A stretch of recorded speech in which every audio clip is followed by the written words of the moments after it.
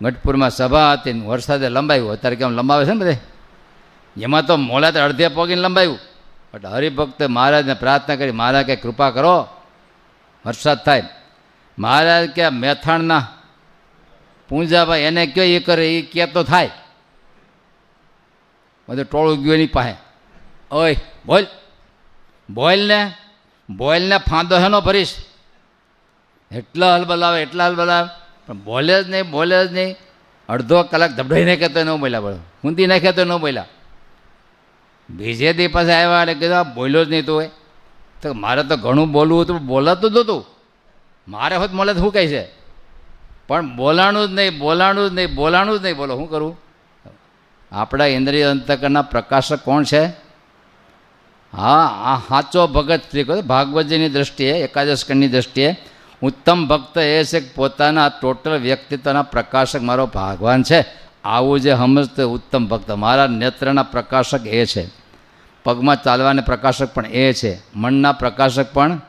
તો કોઈ દી મૂછું ન મોડે ભાઈડે બંકડે કર્યું છે એમ ન બોલે. હા, ગાડા તળે તમે ક્યારે જોયું છે આવું? ગાડામાં ભર ભીરો હોય, ગાડું જાતું ને હેઠે કૂતરો હાલતો જોઈશ તમે ક્યારે? હા, જો તમે જોઈશ ક્યારે? તમારી અડધી જિંદગી પાણીમાં ગઈ. ત્યાં નિષ્કોળાંશે સ્પેશિયલ લખ્યું 64 પદીમાં, અર્જુન ન ઉપજ્યું કાંઈ. હવે મહાભારતમાં મહાન યોદ્ધા, એક યોદ્ધો પૃથ્વી નાશ કરી નાખે ત્રિલોક, આવા યોદ્ધાને પૃથ્વી પર હુરાઈ દીધા. 5 ભીરડા એ આને અર્જુન હારી ગયા. કૃષ્ણ ગયા કેડે નહીં. માટે આપણે આપણા જીવનમાં 24 કલાક મહારાજને પ્રધાન રાખવા. 24 કલાક ક્યારેય એમ આપણમાં ન થવું, મેં કર્યું એવું ન થવું જોઈએ. ક્યારે? કરનારો ભગવાન છે, દાતા એક રામ, ભિખારી સારી દુનિયા. તમે ખેડૂત છો, મારી સામે કેટલાક પટેલિયા બેઠા છે. તમે કોઈને 2 પાલી બાજરો આપ્યો શું કે મેં આપ્યો? તને કોને આપ્યો? મેં પકાવ્યો એમ, બરાબર છે ને? પકાવી લ્યો.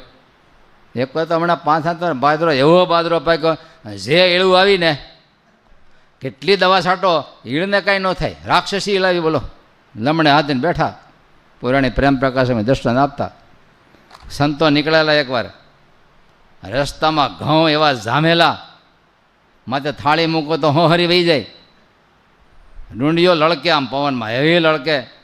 એ સંતો બોલ્યા, ભળેલ ભગવાને તમને ઘઉં બહુ સારા આપ્યો, અને આવડો હશે ઓલા ભવનો. હા, તારો ભગવાને કો હાંકવા આવ્યો હતો? અહીંયા તારો ભગવાનને નિંદામણ કરાયો હતો? ભગવાને આપ્યું. કાળી મજૂરી કરી હતી, પાક થયા. સંતો તો બાબડા વહી ગયા. 20 દિવસ પછી પાછા સંતો એ રસ્તે આવેલા. ઘઉં બધા લાલ પડી ગયેલા, ગેરું આવી ગયેલો, નમણે હાથ દઈને બેઠો હતો. બોલો, છોકરો મરી ગયો ને ગોડે. સંતો કે પટેલ કેમ ઢીલા પડી ગયા? તો કે જોને ભગવાને અમારા ઘઉંમાં ગેરું આપ્યો. મળે પકાય લે, ગેરું કાઢી નાખે. નથી આપણા હાથમાં કાંઈ, જે છે એ બધું. માટે ભગવાનની પાસે દૈન્ય ભાવની પ્રાર્થના કરો.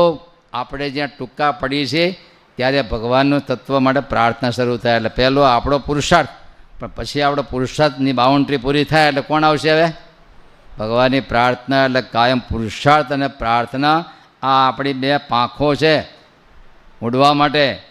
આપણા 2 રેલવેના પાટા છે, આપણા 2 પગ છે પુરુષાર્થ, અને આ 2 કરતા રહીએ.